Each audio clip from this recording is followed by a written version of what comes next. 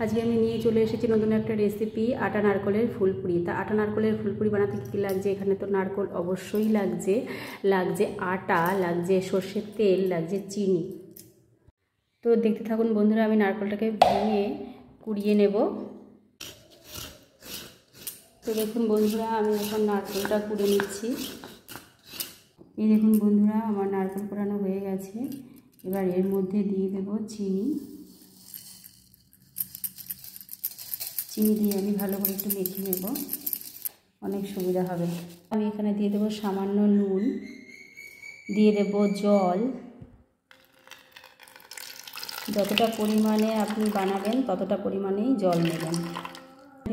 এই দেখুন বন্ধুরা, আমার আটাটা মাখা হয়ে গেছে। আমি এখানে 6টা লেচি কেটে নিয়েছি, 6 পিস লেচি কেটে নিয়েছি। এটাকে ভেজে নেব।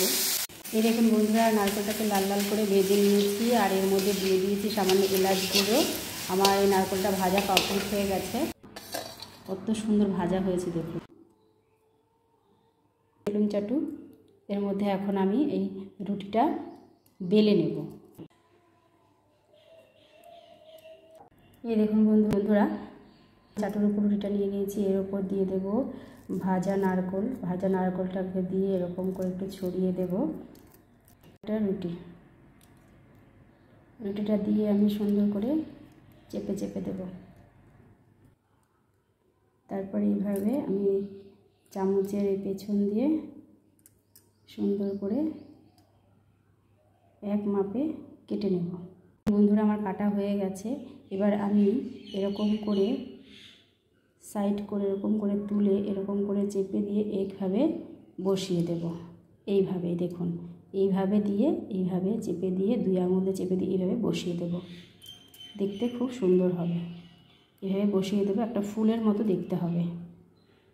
আমি উনুনে কড়াইটা বসিয়ে দিয়েছি। কড়াইটা গরম হয়ে গেছে, দিয়ে দেব তেল।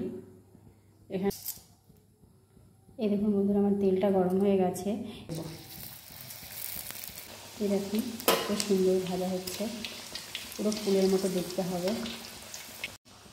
এই দেখুন বন্ধুরা, কত সুন্দর ভাজা হয়েছে, পুরো মনে হচ্ছে একটা ফুলের মতো খুব সুন্দর ভাজা হয়েছে, খুব খাস্তাও হয় খেতে। আমি এখানে আরেকটা লুচি ছেড়ে দিয়েছি। দেখুন কত সুন্দর ভাজা হচ্ছে। এটাকে একটু উল্টে দিলাম, খুব সুন্দর লাগে খেতে।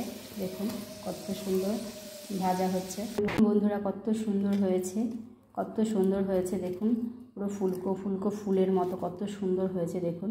আপনারা ভগবানের ভোগ হিসেবে পরিবেশন করতে পারেন। এই দেখুন বন্ধুরা, পুরো আমার আটা নারকেলের ক্ষীরপুরি রেডি। আমি এখন ভগবানের সামনে ভোগ লাগাবো, আমার গোপাল সোনার সামনে আমি এখন ভোগ লাগাবো। যদি এই ফুলপুরিটা আপনাদের সকলের ভালো লেগে থাকে তাহলে অবশ্যই লাইক করবেন, আর সবাই ভালো থাকবেন। টাটা বন্ধুরা।